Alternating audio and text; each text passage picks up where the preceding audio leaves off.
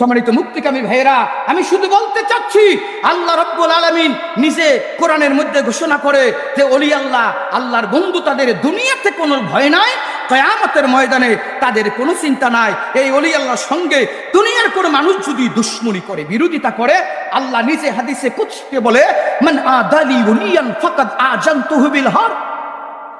বুখারী শরীফের 2166 নম্বর হাদিস, 6137 নম্বর হাদিস, আর মিশকাত শরীফের 2266 নম্বর হাদিসের ভিতরে আল্লাহ রাব্বুল আলামিন নিজে বলছে, হাদিসে কুদসি, রাসূল বলে যে এই ব্যক্তি কোন আল্লাহর বন্ধু, ওলি আল্লাহ, আউলিয়া কেরামের সঙ্গে দুশমনি করে, বেয়াদবি করে, আল্লাহ বলে আমি আল্লাহ তার বিরুদ্ধে যুদ্ধ ঘোষণা করব।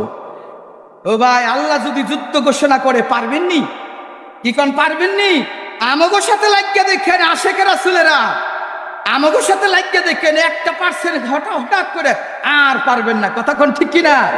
আমরা বুঝি নাই, আপনারা যে এত কুত্তা, আমরা বুঝি নাই যে পায়খানার মধ্যে মুখ দিবেন। মনে করছি ডিজিটাল যুগ, কোরমা গুলো খাইব, লাস্টে যে পায়খানায় মুখ দিবেন আমরা বুঝি নাই।